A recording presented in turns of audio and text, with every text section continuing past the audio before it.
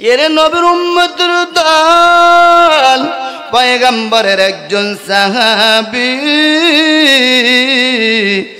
আমার নবীর দরবারে হাজির হয়ে গেল।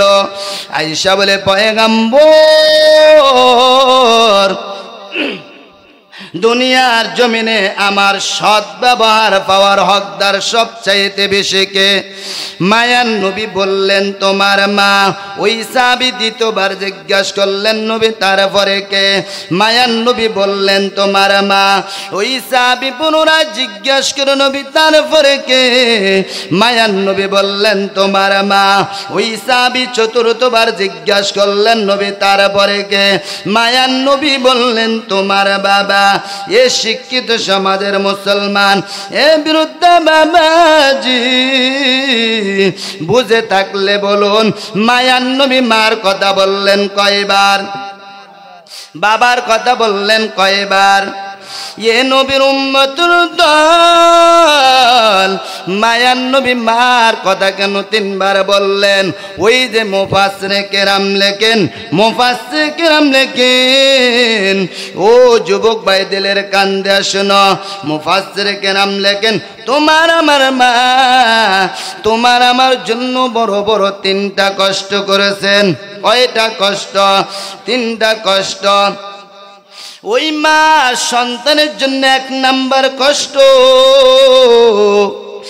তোমার আমার মা তোমার আমার জন্য বড় বড় যেই তিনটা কষ্ট করেছেন, এক নাম্বার কষ্ট হলো তোমার আমার মা তোমাকে আমাকে নিয়ে 10 মাস 10 দিন গর্ভধারণ করেছেন।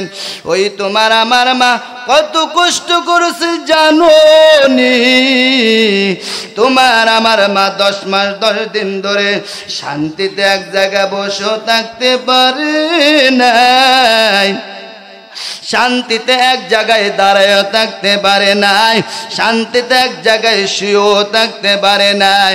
ওই তোমার আমার মা সকাল থেকে নিয়ে দুপুর পর্যন্ত রান্না বান্নার কাজ করার পরে দুপুর বেলা তোমার আমার মা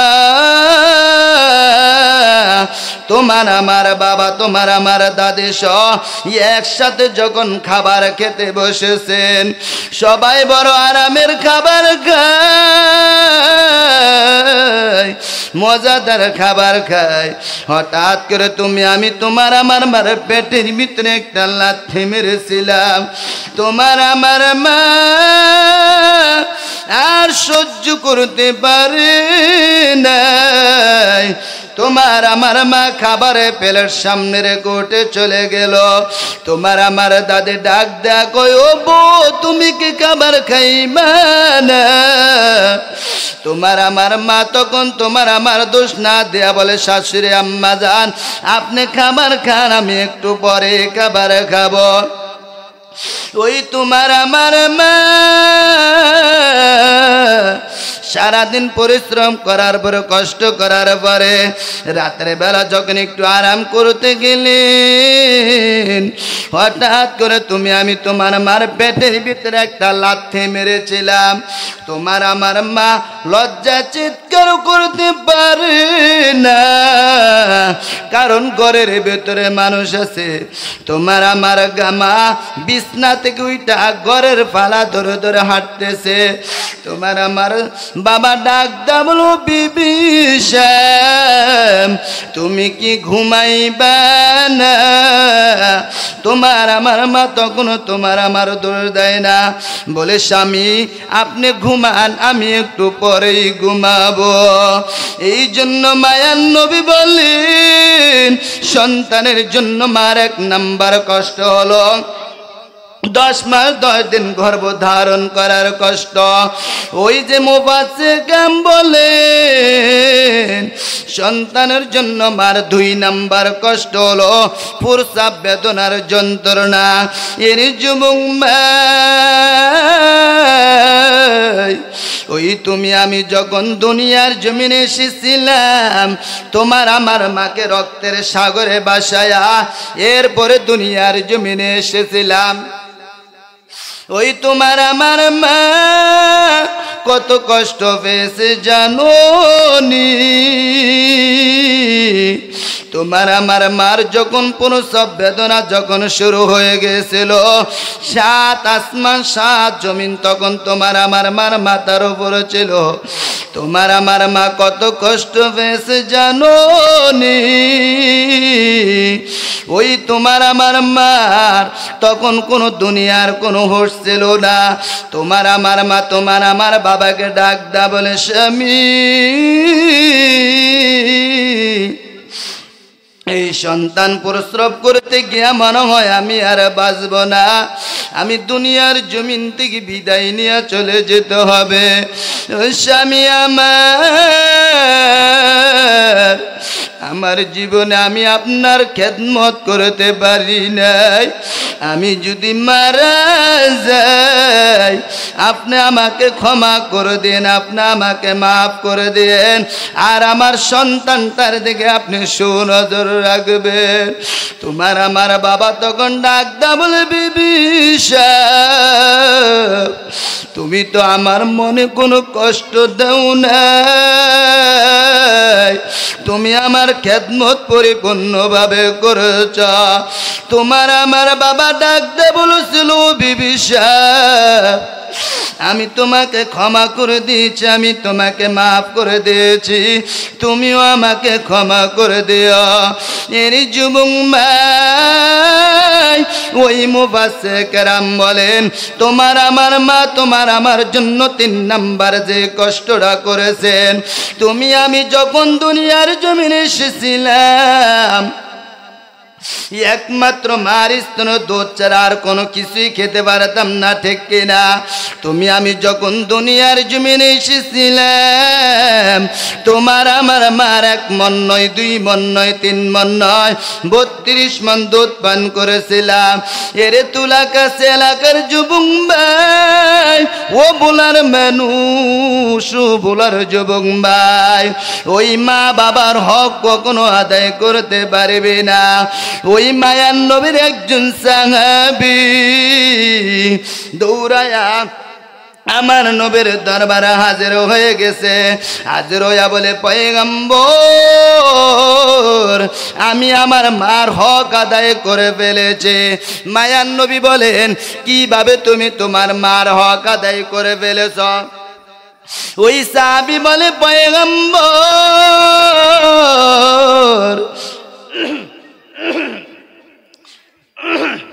আমি আমার মাকে কাঁধে করে পুরা কাবা শরীফ তাওয়াফ করেছে। মায়ার নবী জানায় দিই যুবক, পুরা কাবা শরীফ কেন? তুমি যদি তোমার ওই পিঠের চামড়া দিয়া, তুমি যদি তোমার মুখের চামড়া দিয়া যদি তোমার মাকে যদি জুতো বানায়া দাও, আর তোমার মা যদি মরণ পর্যন্ত যদি ওই জুতা পরিধান করে, এরপর মায়ের হক আদায় হবে না। আল্লাহু আকবার বলেন। মেরে যুবক ভাই, আল্লাহর কসম, যেই যুবক মার জীবনের 3টা কষ্টকে স্মরণ রাখবে, ওই যুবক ওই সন্তান কখনো মা বাবার মনে কষ্ট দিতে পারে না। কথা ঠিক কিনা? জোরে বলুন। এর যুবক ভাই,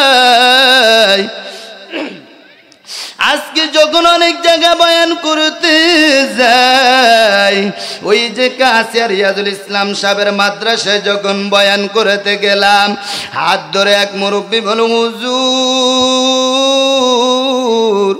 আল্লাহ আমাকে একটা সন্তান দিয়েছে, কিন্তু আমার সন্তানটা আমার কথা শুনে না, আমার অবাধ্য হইয়া চলে। আমি যদি বলি পশ্চিম দিকে যাইতে সে পূর্ব দিকে যায়। হুজুর সন্তানটা আমার কথা শুনে না। ও মিরদ্দা বাবাজি মনে কষ্ট নিও না, ও ফরদার মাগো মনে কষ্ট নেবেন না, আমি শুধু বোঝাবার জন্য বলে আমি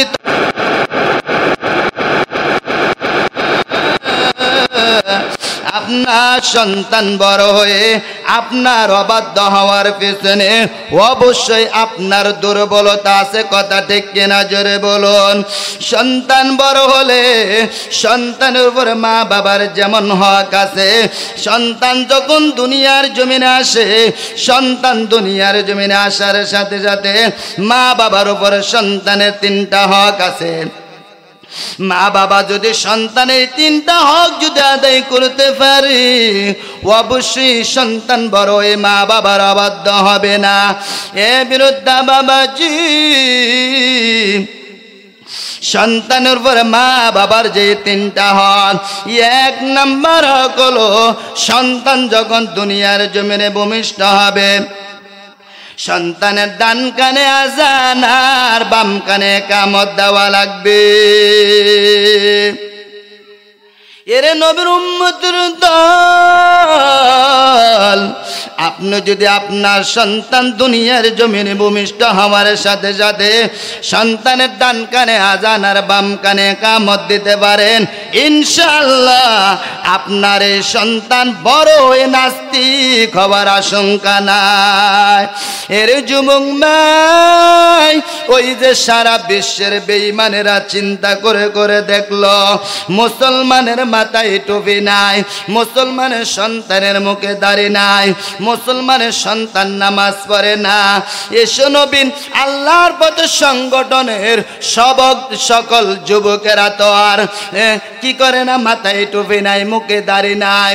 অথচ ওই ফ্রান্সে যখন বেঈমান নবীকে গালি দেয়, এই বুরহানুদ্দিনে যখন বেঈমান নবীর কটূক্তি করলো, এই মুসলমানেরা সন্তানেরা কেন জীবন দিয়া দেয়, এরা কেন জীবন দেওয়ার জন্য প্রস্তুত হয়ে যায়, এদের ইমানের পাওয়ার কেন এত বেশি? বেঈমানেরা চিন্তা করে করে গবেষণা করে দেখলো, তার 1 নম্বর কারণ, মুসলমানের সন্তান যখন দুনিয়ার জমিনে ভূমিষ্ঠ হয়, ডান কানে আজান আর বাম কানে ইকামত দেওয়ার কারণ। আল্লাহু আকবার বলেন। এ নবীর উম্মতের দল, এই জন্য এরা চিন্তা করলো মুসলমানের এই মেশিনটাকে কিভাবে বন্ধ করে দেওয়া যায়, মুসলমানের ঈমান কিভাবে দুর্বল করা যায়। এই জন্য এরা বাংলাদেশের থানায় থানায় ক্লিনিকের ব্যবস্থা করে দিয়েছে, কথা ঠিক কিনা বলেন? আপনাদের এই বুরহানুদ্দিনে ক্লিনিক আছে না নাই? বলেন, সেইখানে আজান দেওয়ার জন্য কি কোনো মুয়াজ্জিনের ব্যবস্থা আসেনি? নাই, বাংলাদেশের কোনো থানাতেই নাই, কোনো হসপিটালে নাই। এ নবীর উম্মতের দল, শুধু তাই নয়, এরা ঘোষণা করে দিল মুসলমানের দেশে 2টো সন্তানের বেশি একটি হলে ভালো। এ নবীর উম্মতের দল মন গড়া কথা বলার জন্য কোরআনের মঞ্চে বসি নাই। আমরা ইতিহাস পড়ে পড়ে দেখলাম, আমরা এমন কোনো বেদিন কান্ট্রি নাই, ইউরোপ কান্ট্রি থেকে শুরু করে কোনো বেদিন কান্ট্রি নাই যেই কান্ট্রিগুলোতে ঘোষণা করে দেওয়া আছে 2টো সন্তানের বেশি একটি হলে ভালো। বরংস ওই কান্ট্রিগুলোতে ঘোষণা করে দেওয়া আছে যে যত বেশি সন্তান জন্মগ্রহণ করবে তাকে তত বেশি পুরস্কার দেওয়া হবে। অথচ এরা মুসলমানের দেশে ঘোষণা করে দিল 2টো সন্তানের বেশি নয়, একটি হলে ভালো। তার মানে এরা মুসলমানের সংখ্যা কমাইতে চাই, কথা ঠিক কিনা?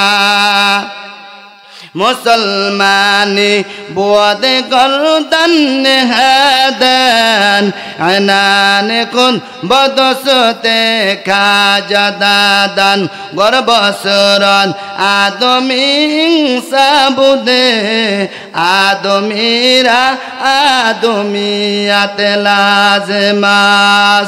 এর নবীর উম্মতের দল, এই জন্য মা বাবার উপর সন্তানের 1 নম্বর হক হলো সন্তান যখন দুনিয়ার জমিনে ভূমিষ্ঠ হবে, সন্তানের ডান কানে আজান আর বাম কানে একামত দিতে হবে। সন্তানের উপর মা বাবার 2 নাম্বার হক হলো সন্তানের আকিকা করা, সুন্দর একটা নাম রাখা, ইসলামিক নাম, যেই নামের অর্থ অনেক সুন্দর, যে নামের অর্থ অনেক সুন্দর। এখন তো ছেলে মেয়ে হইলে মসজিদের হুজুরের নাম রাখার জন্য নেওয়া লাগে না, কারণ মসজিদের ইমাম সাহেবের যদি নাম রাখার জন্য নেওয়া হয় তো হুজুরের নাম রাখে মোহাম্মদ, আবু বকর, আলী, ওসমান, ওমর। কথা ঠিক কিনা বলেন? বলে হুজুর এগুলাতে এখন আর চলে না, এখন হলো ডিজিটাল যুগ। কি যুগ? ডিজিটাল যুগ। এখন আর এগুলো চলে না, এগুলো আরো 1500 বছর আগের নাম। ঠিক কিনা বলেন? অথচ মায়ান নবী হাদিসের ভিতরে বলেন 2টা নাম আমার আল্লাহর কাছে অনেক প্রিয়, অনেক দামি। 1 নাম্বার হলো আব্দুল্লাহ, 2 নাম্বার হলো আব্দুর রহমান। আব্দুল্লাহ মানে আল্লাহর বান্দা, আব্দুল্লাহ মানে রবের বান্দা। এর নবীর উম্মতের দল। আর মসজিদের ইমাম সাহেবকে নেওয়া লাগে না। বলো হুজুর এখন তো ডিজিটাল যুগ, এখন মুসলমানের সন্তানের নাম রাখে নাট বল্টু, মুসলমানের সন্তানের নাম রাখে আকাশ, মুসলমানের সন্তানের নাম রাখে বাতাস, মুসলমানের সন্তানের নাম রাখে সাগর, মুসলমানের সন্তানের নাম রাখে হাসি, মুসলমানের সন্তানের নাম রাখে খুশি, মুসলমানের সন্তানের নাম রাখে তুফান। কথা ঠিক কিনা বলেন? আর হাসি, খুশি, সাগর নাম আছে না নাই? বলেন আছে না নাই? এগুলো কি কোনো মুসলমানের সন্তানের নাম হতে পারেনি? বলেন। এগুলো সব হিন্দু সন্তানের নাম। এ নবীর উম্মতের দল। গোটা দুনিয়া তালাশ করলে হিন্দুর ঘরে একটা মোহাম্মদ নাম পাওয়া যাবেনি? যাবে? যাবে না। অথচ মুসলমানের ঘরে ঘরে হিন্দু সন্তানের নাম, মুসলমানের সন্তানের নাম রাখে সাগর। এই মুসলমান বাংলাদেশের দক্ষিণে বঙ্গোপসাগর আছে না নাই? বলেন। এই বঙ্গোপসাগর যদি গরম হয় ওই দিন মাননীয় প্রধানমন্ত্রী সহ সমস্ত র্যাব, আর্মি, বিডিআরের ঘুম হারাম হয়ে যায়। শুধু জনগণের চিন্তা। তুমি তোমার সন্তানের নাম রাখছো সাগর, নামের একটা প্রভাব অবশ্যই আছে। তোমার এই সন্তান যদি একদিন বড় হয়, মাথা গরম করে মা বাবাকে ঘরের দরওয়াজা লাগায়া হত্যা করতো, বেশি দেরি করবে না। ঠিক কিনা বলেন? মুসলমানের সন্তানের নাম রাখে তুফান। ওই যে এক ছাত্র 3 দিন স্কুলে যায় নাই, তখন 3 দিন পরে যাওয়ার পরে হুজুর স্যারে মারার জন্য ধরছে। তুমি স্কুলে কেন আসো নাই? বলে স্যার আমাদের বাড়িতে তুফান আসছে। স্যার ওই বেটা, চৈত্র মায়া রৌদ্রে মানুষের পিঠ জ্বলে ছাই হয়ে যায়, কোনো বান নাই, তুফান নাই, একাকি তোদের বাড়িতে তুফান আসছে? বলে স্যার বেয়াদবি মাফ করবেন, এই তুফান মানে সেই তুফান না। আমার এক মামাতো ভাইয়ের নাম হইল তুফানে আমাদের বাড়িতে আসছে। এ মুসলমান, মুসলমানের সন্তানের নাম শুনলে বোঝা যায় না কে হিন্দু নাকি মুসলমান। ওই যে ঢাকা থেকে বক্তা জামাল মিয়া আসছে বয়ান করার জন্য, ধরে নেন ভোলাতে। বয়ান করার পর খাবারের ব্যবস্থা ছিল মাহফিল কমিটির সভাপতির বাসায়। কোথায় ছিল? সভাপতির বাসায়। এবার বক্তা সব বয়ান করার পর অনেক ক্লান্ত হয়ে গেল, পেটে ক্ষুধা লাগছে। সভাপতির বাসায় যখন খাবার খেতে গেলেন, সভাপতি ডাক দেয়, পাশা ভাত নিয়ে আয়। বক্তা সব কয় ইন্না লিল্লাহ, কোন জগতে আইসা পড়লাম। কিছুক্ষণ পরে কয় বাসি তরকারি নিয়ে আয়। বক্তা সাহেবের মাথা ফুল গরম। কিছুক্ষণ পরে কয় গান্দা ডাউল নিয়ে আয়। বক্তা সাহেবের পেটের ক্ষুধাই কি চলে গেছে। বক্তা সাহেব এখন কি করবে না করবে আর কোনো কি পথ দেয় না। বক্তা সাহেব চালাকি করে কয়, সভাপতি সাহেব পেটে খুব ক্ষুধা ছিল খাবার খাওয়ার, কিন্তু হঠাৎ করে কেমন যায় আমার পেটটা হাঁপায়া গেছে। এখন এই মুহূর্তে আমি যদি খাবার খাই তো মরণ ছাড়া আমার কোনো উপায় নাই। ঢাকা যায় আর মরা লাগবে না, এখানে আমার দাফন করা লাগবে। তার চাইতে আপনি আমাকে বিদায় দিয়ে দেন, আমি চলে যাই। তো সভাপতি তার বুঝতে পারে নাই। সভাপতি সম্মানার্থে বক্তা সাহেবকে বিদায় দিয়ে দিলেন। এবার বক্তা সাহেব যাইতেছে, দেখবেন আজকে এশারের পরে সারা বাংলায় আলোড়ন সৃষ্টিকারী বক্তা অন্ধা হাফেজ শফিকুল ইসলাম সিরাজি, মাওলানা রবিউল আলম বুরহানি যখন চমৎকার আলোচনা করবে, আপনারা মাওলানা শফিকুল ইসলাম সিরাজির এমন ভক্ত হয়ে যাবেন যে হুজুর আপনি আর বরিশাল যাওয়া লাগবে না, আমাদের এখানে থাইকা যান। এমন হুজুরের বয়ান শুনে শ্রোতা ভক্ত হয় কি হয় না বলেন? এক ভক্ত ডাক ডাক, হুজুর খাবার খাইছেন? বলে আরে কি খাবার খাইবো, আমার জন্য পচা ভাত আনতে কয়, বাসি তরকারি আনতে কয়, গান্দা ডাউল আনতে কয়, ইয়া দেখি খাবার খাইয়া মরবো নাকি? তখন ওই ভক্ত বলো, হুজুর আপনি বুঝার ভুল। সভাপতির 3 ছেলে, এক ছেলের নাম হলো পচা, আরেক ছেলের নাম হলো বাসি, আরেক ছেলের নাম হলো গান্দা। 3 ছেলেকে ডাক দিয়া 3টা জিনিস আনতে বলেছেন। মূলত ভাত তরকারি পচা নয়, বক্তা সব মাথায় গরম, ফ্যাটের কুদায় ফ্যাট কান্না করে, এত বালা বালা খাবার, গরুর গোস্ত, খাসির গোস্ত, মাছের কল্লা কার জন্য রেখে আসলাম? ঠিক কিনা বলেন? এ নবীর উম্মতের দল, মুসলমানের নাম শুনলে বোঝা যায় না হিন্দুরা কি মুসলমান। এ বিরুদ্ধা বাবাজি, তাহলে আপনারা আপনাদের সন্তানের নাম রাখবেন কি? আকাশ, বাতাস, সাগর, হাসি, খুশি, কি রাখবেন? চোর, চোর রাখেন, হ্যাঁ রাখবেন না? এ মুসলমান, একবারে স্বামী স্ত্রীর কোনো সন্তানাদি হয় না, কোনো সন্তানাদি হয় না। যার কোনো সন্তানাদি হয় না, এ বুঝে মনে কত বড় কষ্ট, কথা ঠিক কিনা? কোটি কোটি টাকা ব্যয় করিও কোনো সন্তানাদি পায় না। ও আমার বিরুদ্ধা বাবাজি, ও আমার পর্দারের মা বোনেরা, দিলের কান দিয়া শুনেন, আমার অনেক মা বোনেরা আছে সন্তানের জন্য বাবার দরবারে যায়, আছে না নাই? ভণ্ড বাবার দরবারে যায়, আছে না নাই? সন্তান দেওয়ার মালিক কে? এই দেশের কোনো ভণ্ড বের কোনো মাজারওয়ালা সন্তান দিতে পারেনি।